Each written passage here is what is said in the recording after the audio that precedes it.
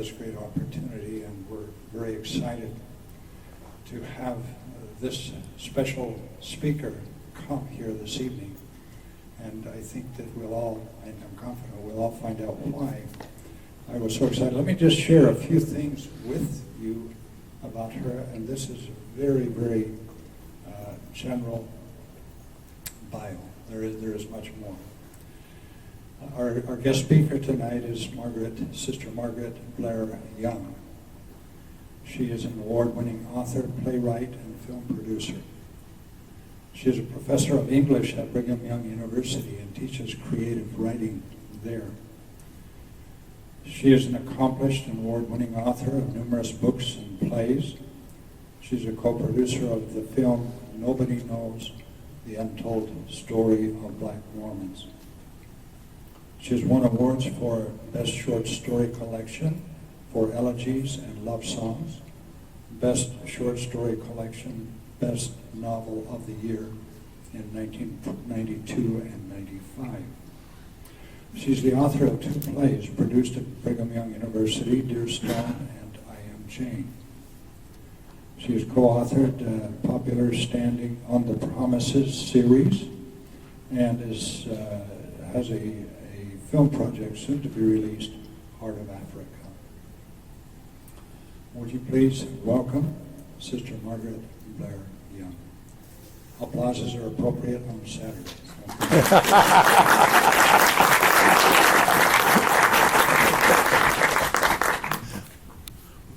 I'm thrilled to be here. I admit I'm kind of looking at the sister missionaries to see if I can see my niece who is serving in this mission, but she's serving Spanish speaking.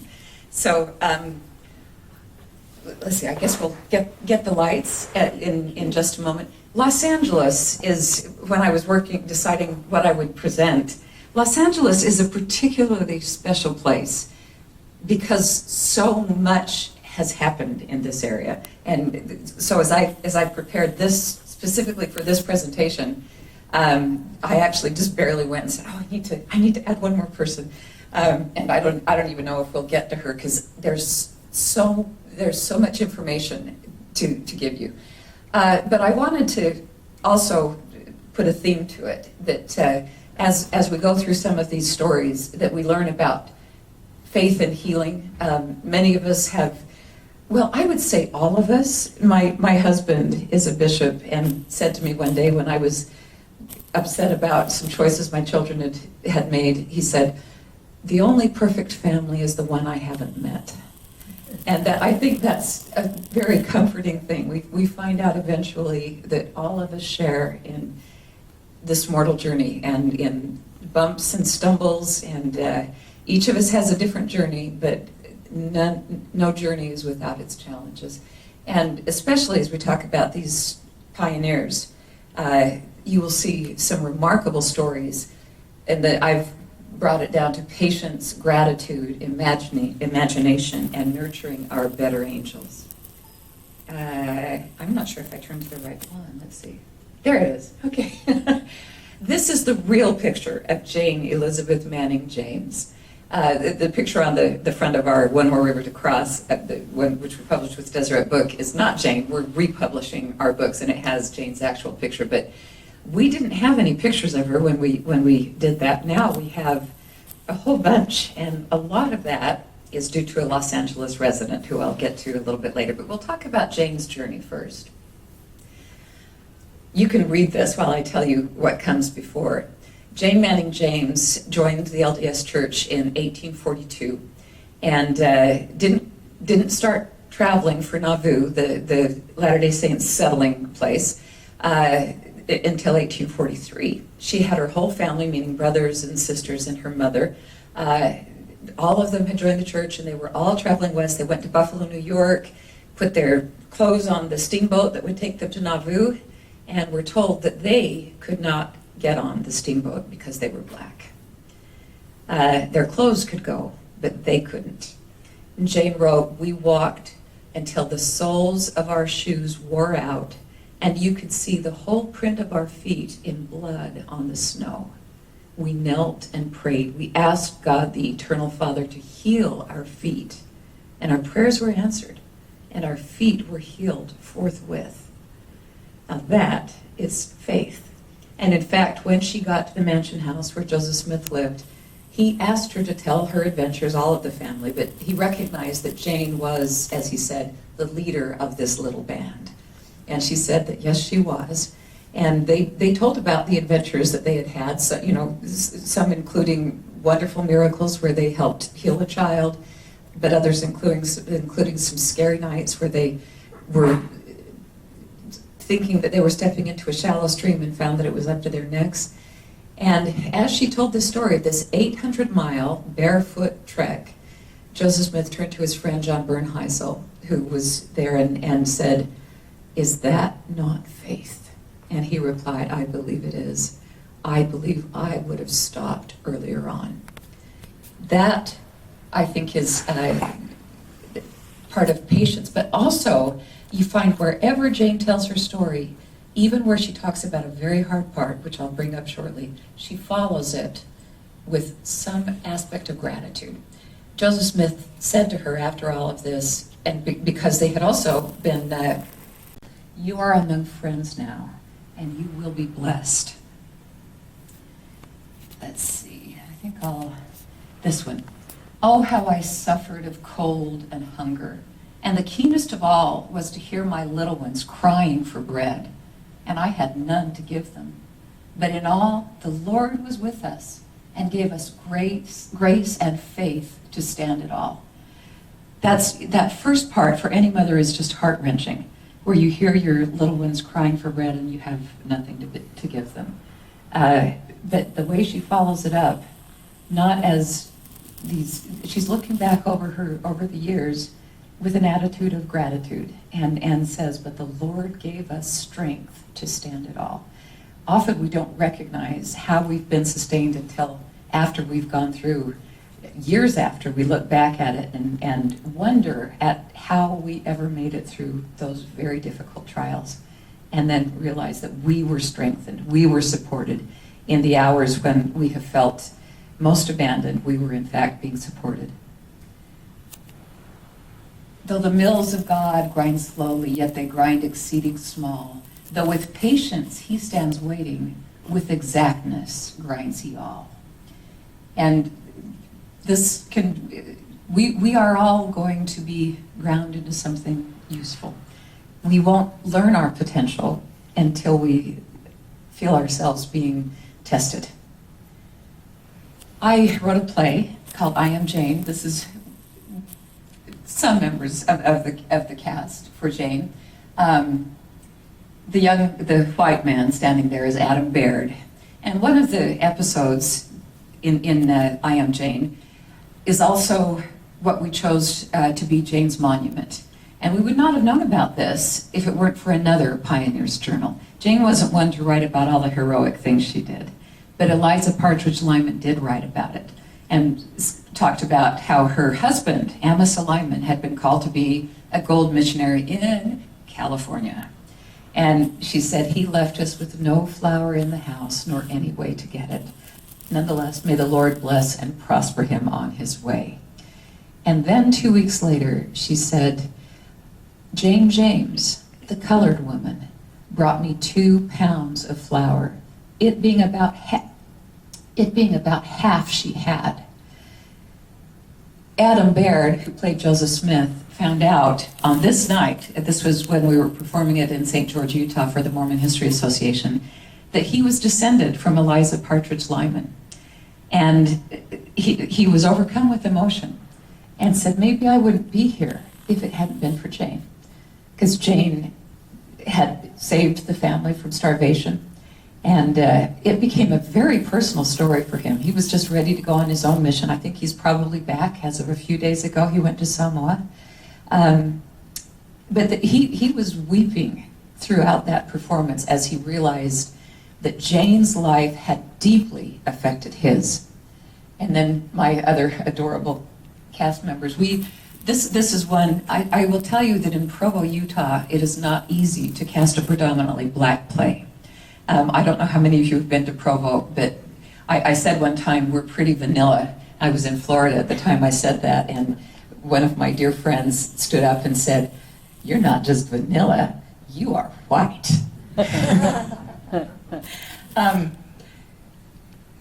This is our Los Angeles contact, Louis Duffy. We didn't find him, he found us, but he lives right here. We will see him on Tuesday. And this is at the Jane Monument. And I don't know if you can see that, but that is Jane giving 2 pounds of flour to Eliza Lyman. Well, let me tell you how Louis found us. This kind of is another sign of how the hand of God just shows itself.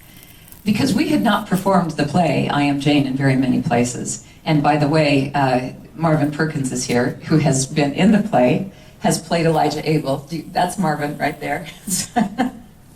I think we've had Marvin play several roles, but I remember him, Elijah Abel and Lou, yeah. So there were a couple of missionaries out by Lewis's neighborhood, and he had never seen Mormon missionaries in the area, but he knew about his ancestors. So he told these missionaries, after you're finished, come back to me, because my ancestors were Mormon pioneers. Now, he had never told that to anybody without them going, come on, your ancestors were Mormon pioneers? But these missionaries, one of them said, have you ever seen the play I Am Jane? All the missionaries, this missionary had seen this play that we had only produced a few times, but he knew the play. And he started telling Louis about it and gave some of the details, and he said, that's my great-great-grandmother. Wow. Well, the missionaries did come back. Louis researched I Am Jane, the play, and found out that we had also written 3 books. As we chose, you kind of have to choose when you're writing books that are going to cover a couple of centuries, what ancestral line are you going to follow? Because there are going to be so many lines. As it happened, we had followed Lewis's line. And in fact, his mother is named in our endnotes. We didn't name him, but his mother is there. And his grandmother is rather prominent. I had never been able to find information on Lewis's grandmother, Nettie James. And it became a bit of an obsession for me because I couldn't find her death date. And I had just really exhausted the family history library trying to find it. And I was imagining, I was looking under Henrietta, imagining what, she didn't just disappear. Somebody would have noticed if she just wasn't showing up at places. And I just couldn't find anything. Well, after Louis became a dear, dear friend, and he remains so, we are in at least monthly contact, and usually a few times a month. And he certainly knows we're here. He told me Nettie James's death date because he had the record from his mother. And then he sent me a picture of Nettie James. And when you've been searching for somebody for hours and hours and hours, and suddenly you have a picture of them, that is a miraculous moment. I felt really connected to Nettie already. And to see her picture was just a beautiful thing. I could tell you more about the monument, but there's not time. That, by the way, is my co-author, Darius Gray. And Louis is the one that's just a little bit taller than I am. Darius is much taller. Now this one, imagination, I feel really strongly about. Because the truth is, faith relies on some imagination. When we talk about a Savior, each of us has a particular image in mind. And no 2 images, I think, are going to be exactly alike. When we talk about anything having to do with our spiritual life, we rely on some imagination. And my big question is, do we use our imagination to enlarge or to reduce? And I love Joseph Smith's vision of humankind. I love the fact that he treated Jane James as family and in fact wanted her to be adopted to him and Emma as a child. And Jane James declined that, and then in later years really wished that she had accepted. But these are Joseph Smith's words. When we begin to learn through revelation, we begin to learn the only true God and what kind of being we have got to worship. When we know how to come to him, he begins to unfold the heavens to us and tell us all about it. When we are ready to come to him, he is ready to come to us. And as we approach that, we have to imagine the actual reality that we are greater than anything we have thought before. This is something that C.S. Lewis wrote about, when he said, it is a serious thing to live in a world of possible gods and goddesses. You have never met a mere mortal. Every human being you come in contact with is capable of becoming someone you would be strongly tempted to worship if you see them with all of their glory. I had a daughter who every time she would look in the mirror would say, "Oh, I'm so fat." And her reflection to her, she would always find the flaws. I'm sure none of you has ever had that experience, but my daughter did. So it's fairly common, maybe more for men than women, or for women than men, but I think it's pretty common to look in the mirror and say, "Ah, I look terrible today," or "It's a bad hair day." My husband is Bruce, and he went through some very insecure times where he actually wrote a beautiful essay about it, where he said, "I just felt like I was not lovable. You know, I'd look at myself in the mirror and just think, how could anybody love that?" And he was praying to come to an understanding, to have more faith, and he went to the temple and caught a glimpse of himself in the mirror. And as he caught the glimpse of himself, it wasn't that unlovable, insecure man that he kept seeing in the mirror.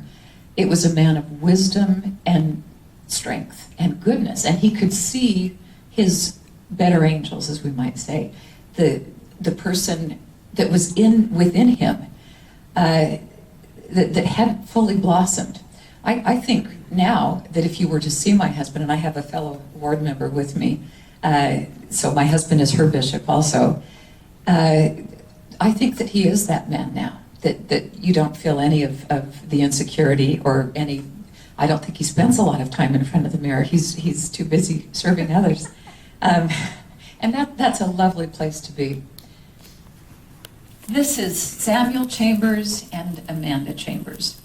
Samuel was baptized when he was a slave.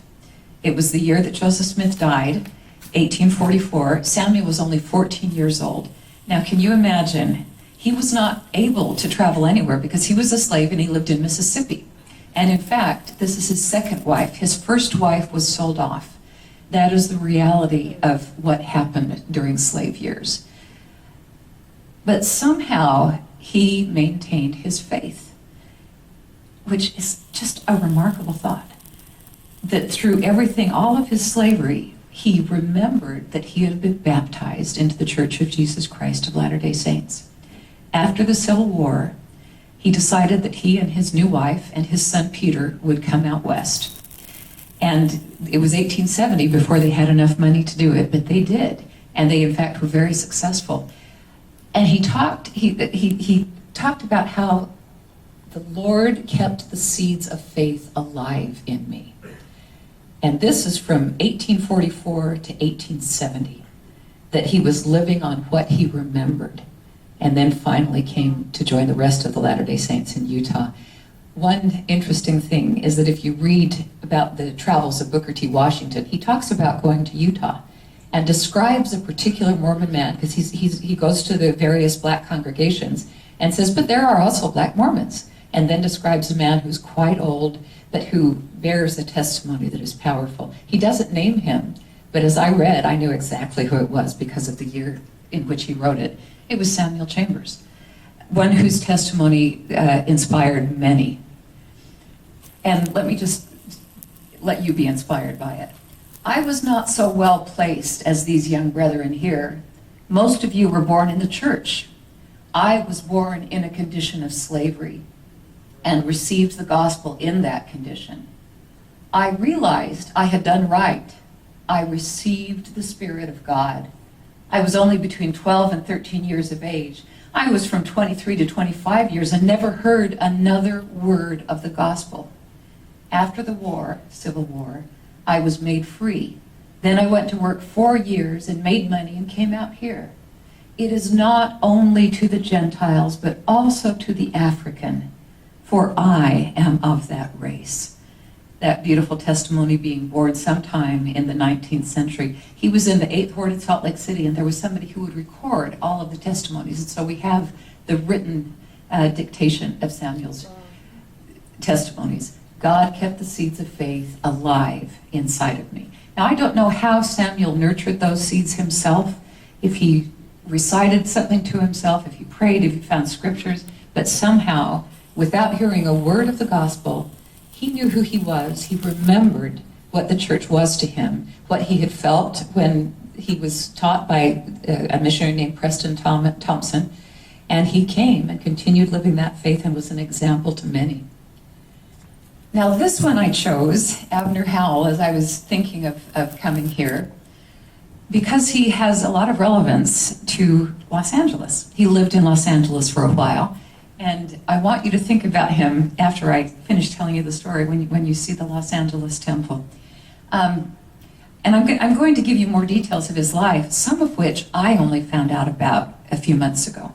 I had heard that he played football for the Michigan Wolverines, the College of Ann Arbor, but I could never find any record of it. And finally I did, and I'll let you see it in a moment. But this comes from a tape recording that when we were working on the third book of our trilogy, we were no longer researching through records and genealogies. We actually had tapes of people telling their own stories. And we had a tape by Abner Howell. I lived in Salt Lake for 70 years and grew up as a little boy. I came here when I was a little fella, 9 years old. I had a hard time coming up because when I was a boy, there were no black boys but myself. I had 5 sisters, but I was the only boy. I had a hard time. Any of you men who've had 5 sisters understands that. One time, one of the Gentile boys said to me, "Don't you know that black boys don't go to heaven?" At that time, I was selling newspapers. I thought that over. He said, "All black people go to hell." That hurt me. Whoops, I did. He talks next about being found in that condition where he's kind of wiping his tears and not wanting to see anybody, where the patriarch of the church, John Smith, came up to him and knew Abner because John's son, Nicholas Grosbeck Smith, was one of Abner's best friends, and he said, "Ab, what's wrong?" And he repeated what had been told him, and John Smith invited him over to the house, a place that he knew, and said, "Let me show you what the Book of Mormon says," and opened it up to 2 Nephi, 26? 33, thank you, Marvin. I knew you knew that. 26:33. Okay. Oh, okay. 2 Nephi 26:33 that says, "All are alike unto God, black and white, male and female, and he remembereth the heathen." And this was a balm to Abner Howell. He knew that those boys were absolutely wrong, that God's word said that all are alike unto God. And he clung to that. In later years, he and his wife had an assignment, a church assignment, to go to the southern states and see how the Latter-day Saints in that area were. And I must say that when the sister from Alabama, she was introduced as from Georgia, but she was from Alabama. When she spoke, I thought of Len Hope because he was from Magnolia, Alabama. And that was one of the people that Abner and his wife met. Well, as he preached in these southern churches, and he carried a letter with him, written by LeGrand Richards, telling the church leaders to let him have the pulpit and give a talk. And as he preached, he used that scripture that had been given to him. All are alike unto God. And black and white, it goes into the various differences, black and white, male and female. And he said, the white members said, "Where's that? We haven't read that." And he pointed it out to them, and he said they were a bit astonished. Well, when he was in Salt Lake, he was a famous football player. The Deseret News, after the Salt Lake football team beat Denver High, said Ab Howell was everything from the band to the calliope. But after that game, they went to a restaurant in Ogden, and the restaurant owner saw Ab and said, "Oh no, you, Abner, will have to eat in the kitchen."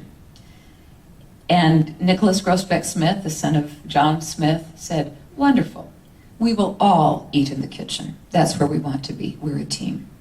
And then the restaurant owner said, "Go ahead and eat in the dining area." Well, that is an example of faith on many parts, on Nicholas's part, of having the courage to say who he was and to indicate, we are a team.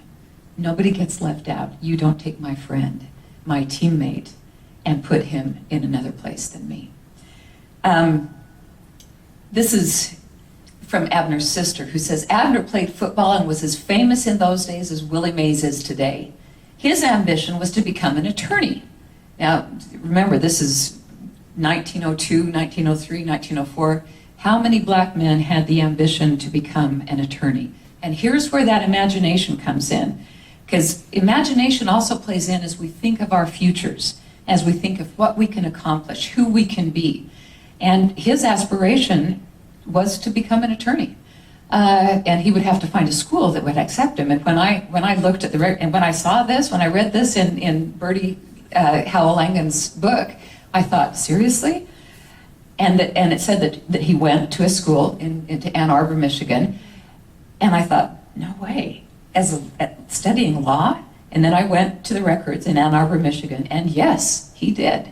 He was in school there in law studies, but as the sister says, so some of the classmates were going to Ann Arbor, but their parents had money, and Abner had to earn his money and work his way through school. He took a few more jobs, and in 2 years he had saved enough money to enter the Ann Arbor school. And he did that, but unfortunately he couldn't sustain himself. So he came home to Salt Lake City and continued in his father's profession as a bricklayer. This is this is the one where the Wolverines come into play.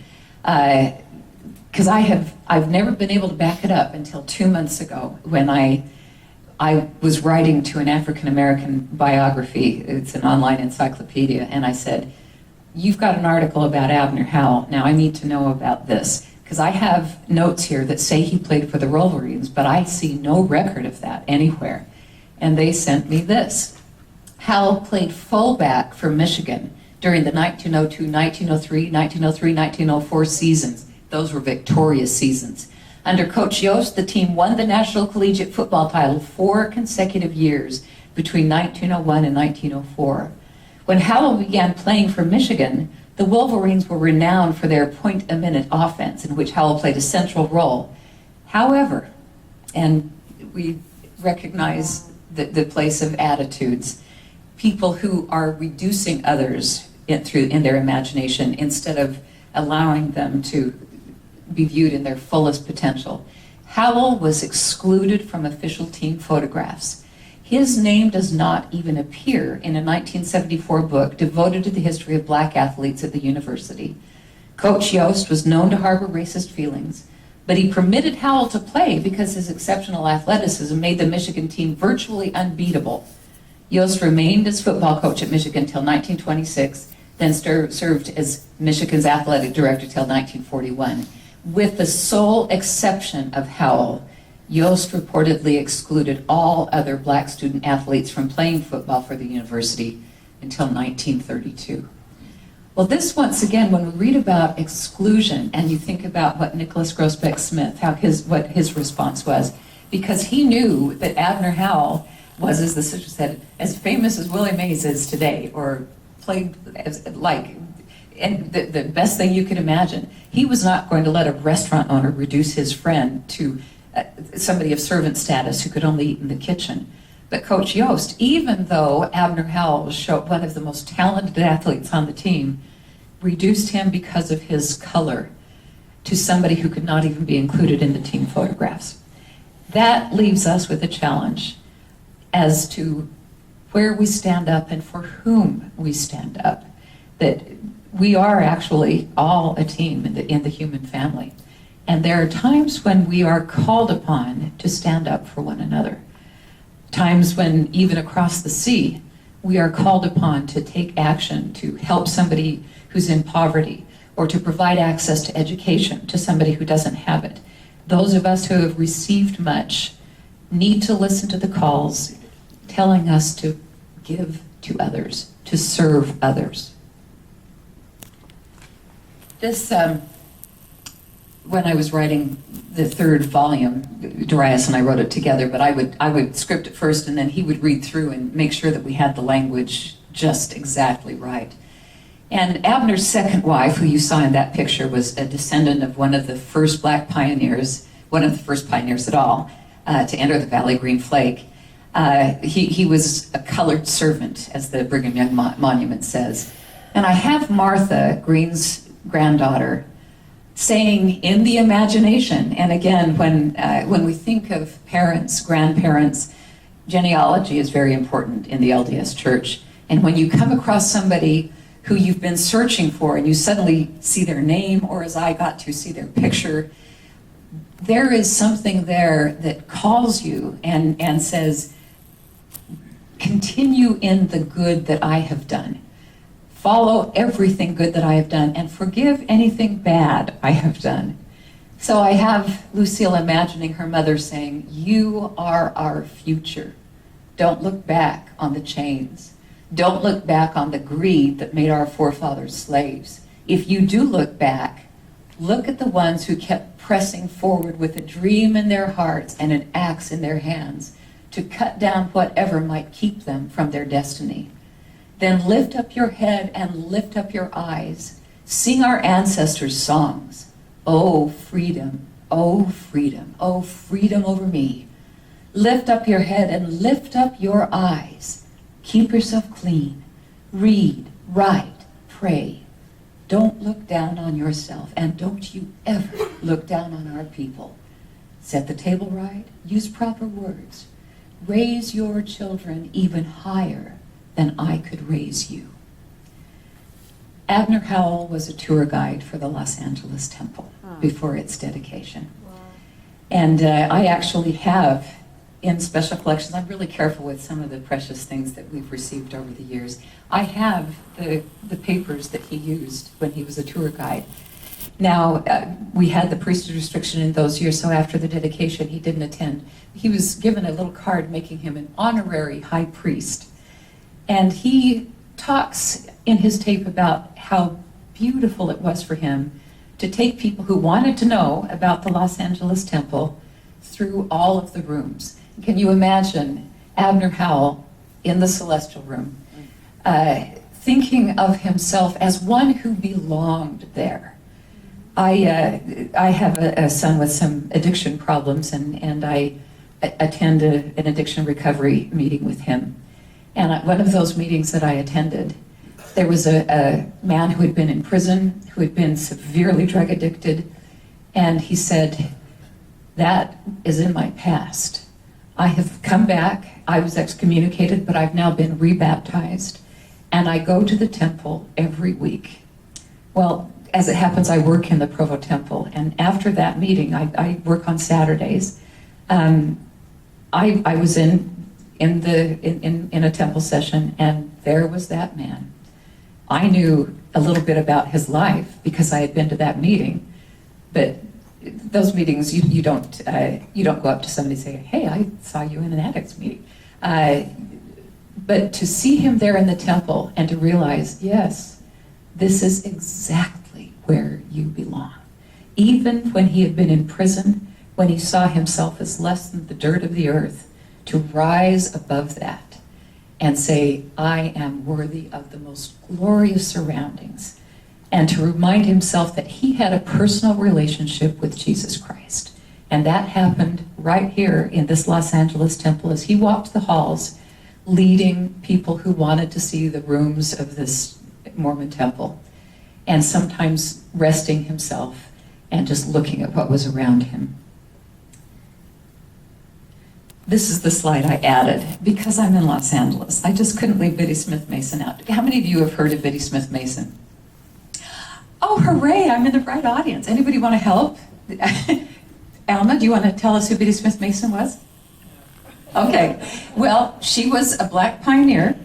She actually was not LDS, she was a slave of Mormon pioneers and came to California. Now, California in 1850 was a free state. So the idea would be that if you came to California, you ought to be free. But her master decided that he wanted to take his slaves to Texas. He had hoped to find gold, apparently had not been successful, and it appeared that he would take them to Texas and then sell them.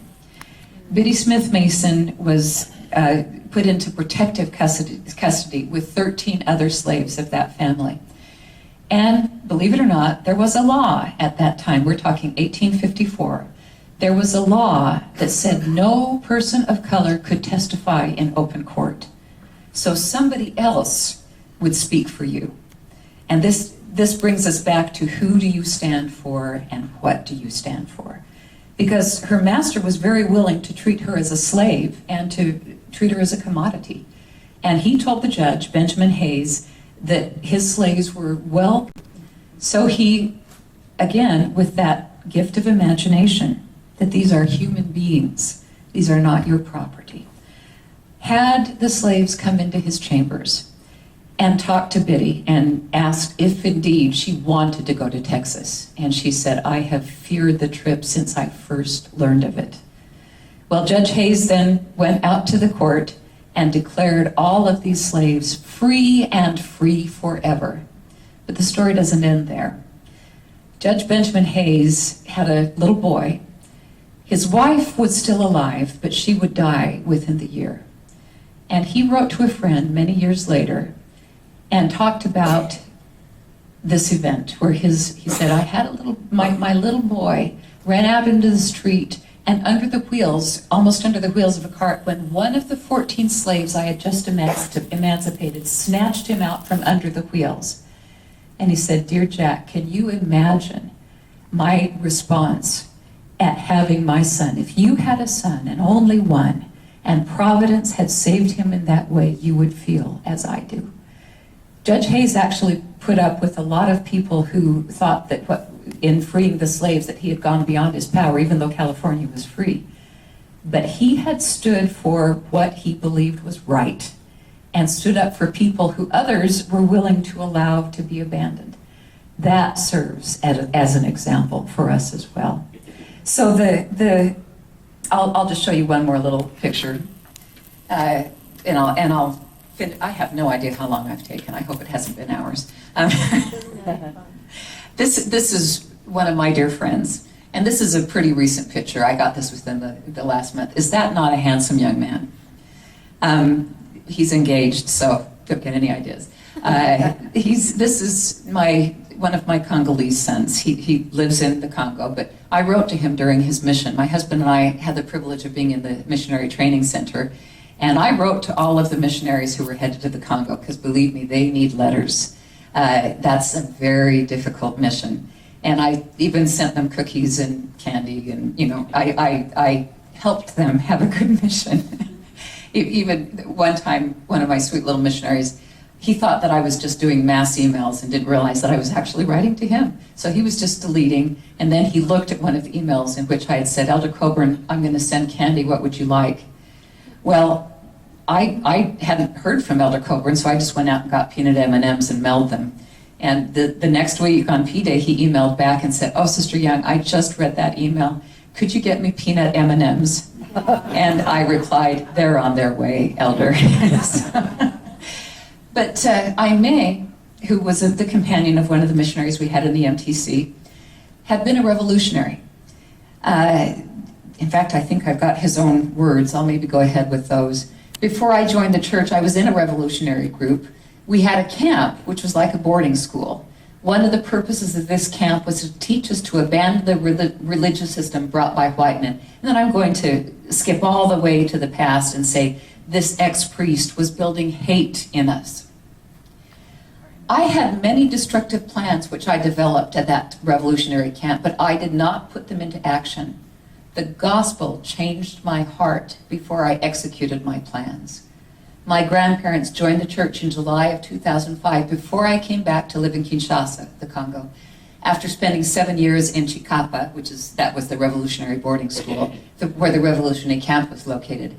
My grandpa told me about the church just once. He said that it was a good church.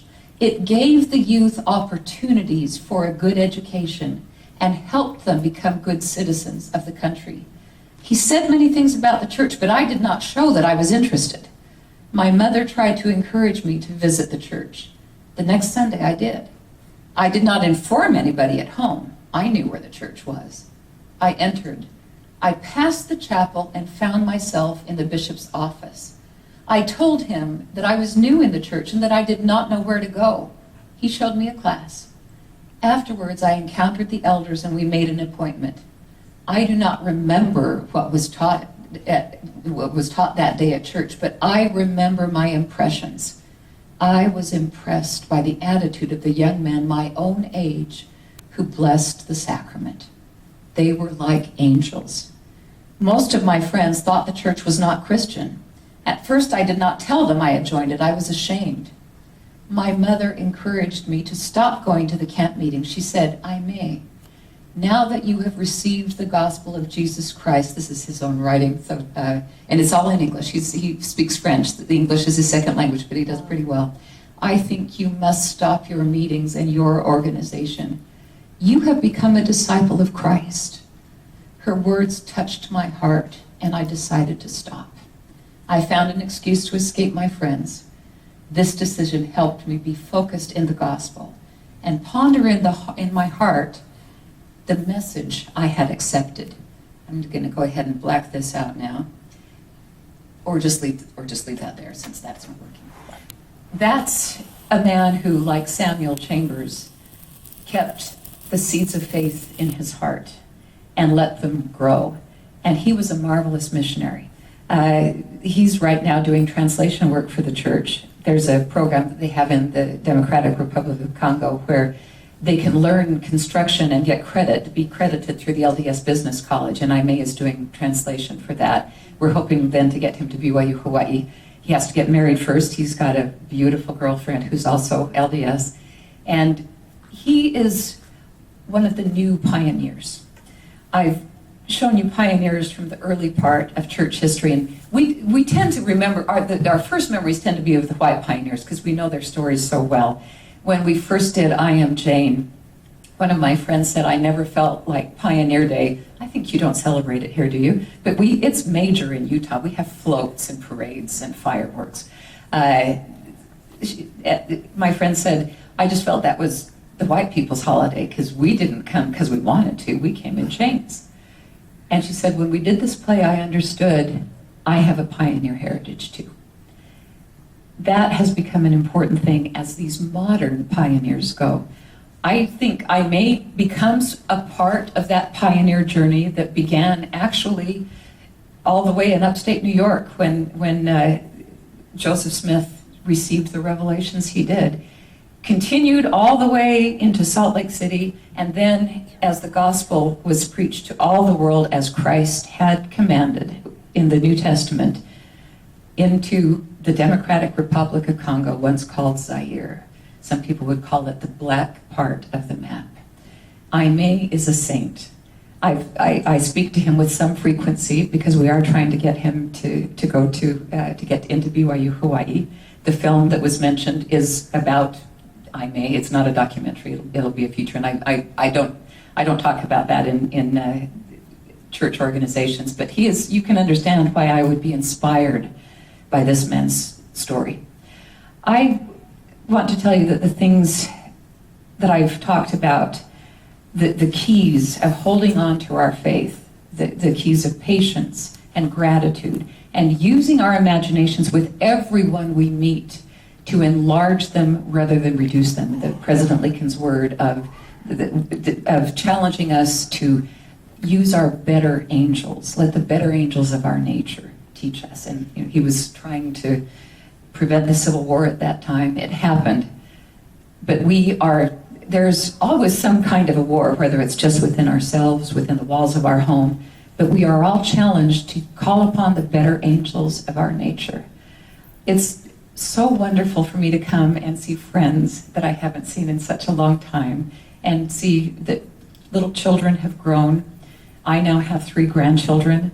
My oldest grandchild just turned 11, and I see their mother. I just have to tell one little story. Am I way over time, Robin? No, you're fine. Okay. One more little story that's personal because it's my family.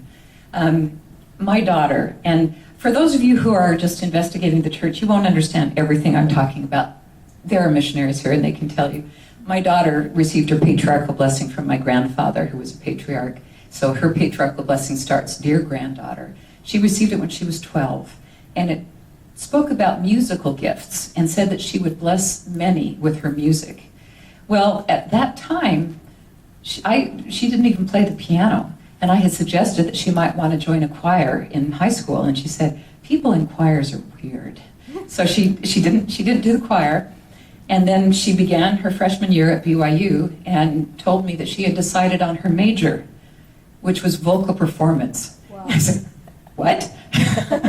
And first of all, I knew it was going to be very hard for her to get into that program, and I didn't think her voice was that great. And then she told me that she had gotten in. Well, I supported it, of course, but I didn't. She used a practice room, so I didn't hear her sing. And there were times where she had a really hard time, because if you major in vocal performance, you have to learn languages. You have to have at least some familiarity with French, German, and Italian. She was working on French, which can be very difficult, especially when you try to read it. And she came over to my house. She was living in an apartment, came over to my house and broke down and said, I am so mad at Grandpa Groberg, because if he had given me that patriarchal blessing, I wouldn't have majored in music, and I hate this. Wow.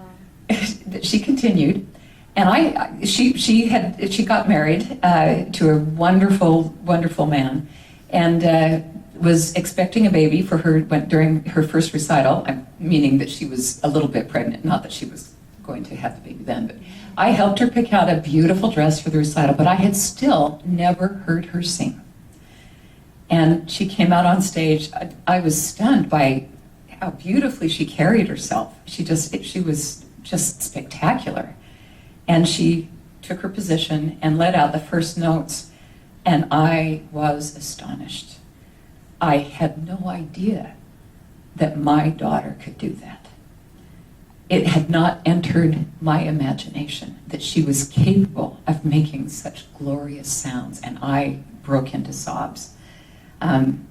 We have these moments with our children. We have the moments where we wonder if we're going to survive one more day with the child who's a challenge. And we also have these moments where we see them with new eyes, and they reveal an aspect of themselves that leaves us wondering how we have been so privileged as to be a part of that child's life. Well, we are all brothers and sisters. That is a fundamental teaching of the gospel of Jesus Christ.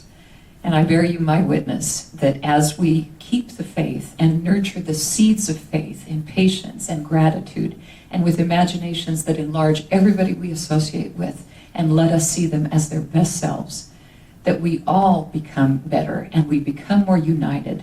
We learn to stand up for one another and to stand up for what we know is right. And I say it in the name of Jesus Christ. Amen. Amen.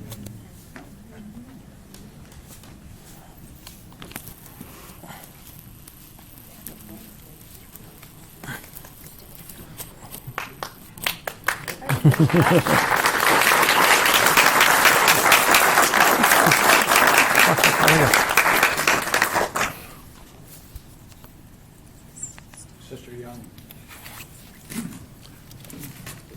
Sister Young, we thank you so much for coming and for sharing. I really sincerely believe that each one of us makes the world, or at least we have the opportunity to make the world a better place because we are here. And to make a better place of wherever we might go. You've done that, and we thank you for doing it, for touching our hearts and for inspiring us, sharing the wonderful things that you have come to know on your quest and throughout your life. We are so grateful for that. Again, we invite any and all of you to visit the Visitors Center tonight if you have time, at any time if you have time. Bring friends, come, join with us as we celebrate the wonderful things that the Lord Jesus Christ is doing for the salvation of his children. We will now conclude with a closing prayer. Sister Michelle is will offer that prayer.